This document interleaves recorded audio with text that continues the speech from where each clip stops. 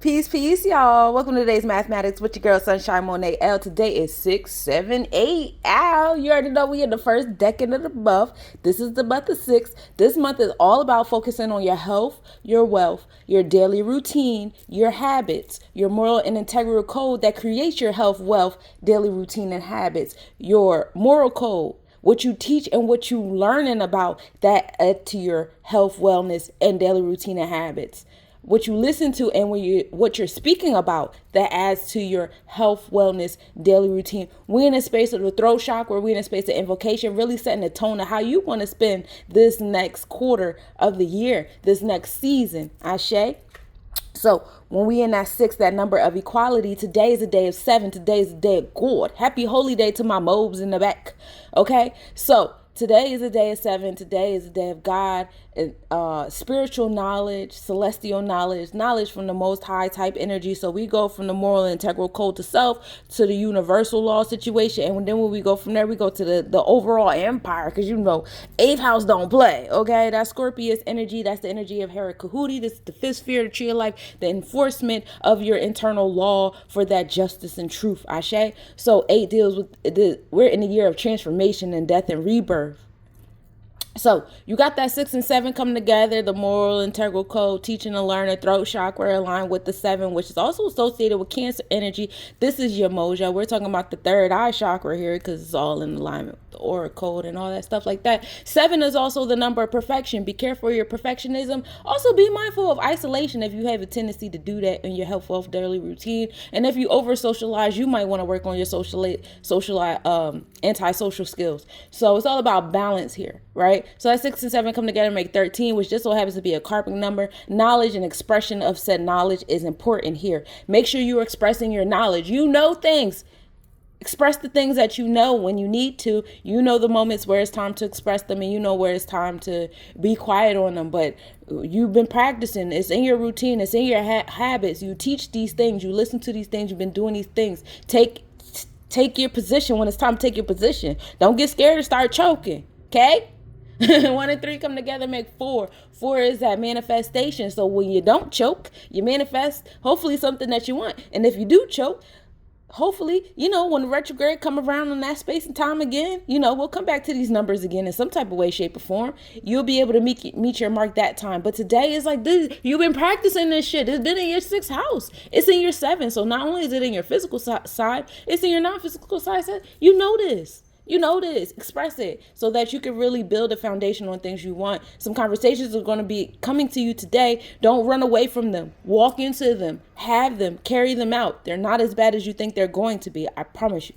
They're actually going to be really, really good. Even if it turns into a screaming match, the end result is going to be the awareness that you've been searching for the entire time. Okay? So moving gratitude in those lines. So we got 4 in the year 8. I talked about the transformations, the Hera Kahuti, the 5th sphere. We're talking about solar plexus chakra energy.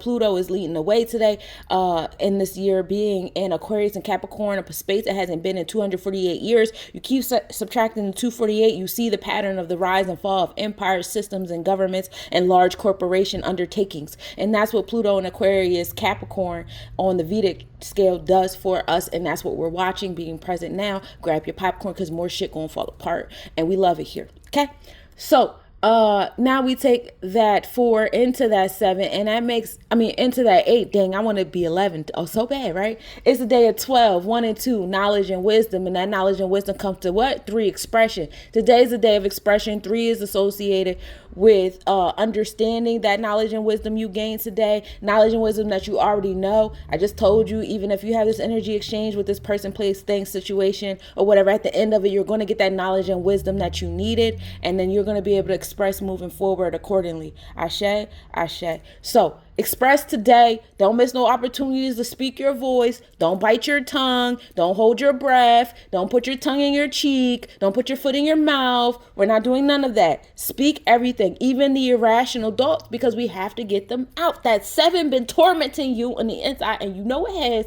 And if you need to get some of them erratic, even if you gotta laugh when you saying it out loud so the other person listening don't think you fucking retarded. Like, do what you gotta do, baby. Get that shit out. It's like taking a vocal dookie. And we love vocal dookies. They feel good.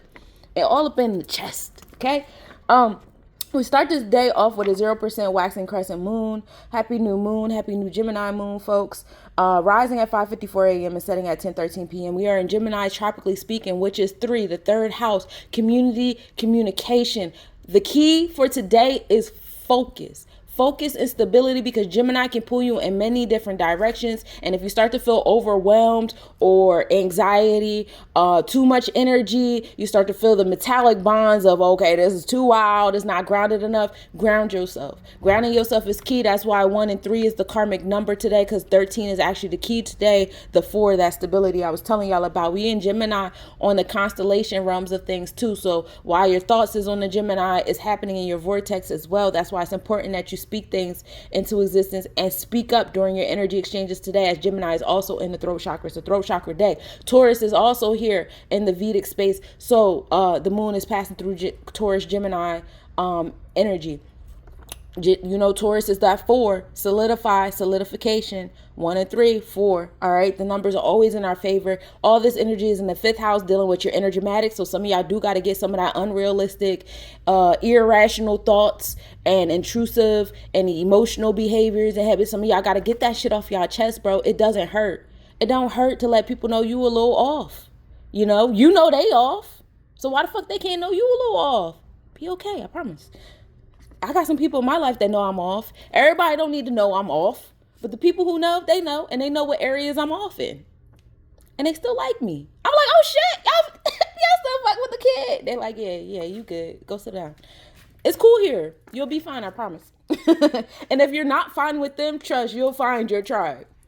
Sunrise at 5:30 a.m. and setting at 8:26 p.m. The max declination of the moon is at 12:29 p.m. So the moon is close. You feeling that moon, but you can't see it. Mercury and Aldebaran are minimal angle at 5:13 p.m. Mercury is 5.3 degrees north-northwest. And notice it's not visible as Mercury is in its, new moon type of phase or whatever, being in superior conjunction with the sun. So we won't really start seeing Mercury and all its conjunctions and minimal angles towards the end of the month and into July. Aldebaran is the star in the Taurus constellation. This is the eye of the bull. Pretty self-explanatory there. Value, wealth, priorities, love and forgiveness, the heart chakra energy, speaking what you want into your heart. This is in alignment with the moon's placements in Gemini and Taurus. Now you have Mercury and Taurus hanging around Aldebaran. It's all in alignment. The stars is in your favor for you to be in your proper numbers. Check your pinnacles in this year as well. Check your life path in these numbers as well.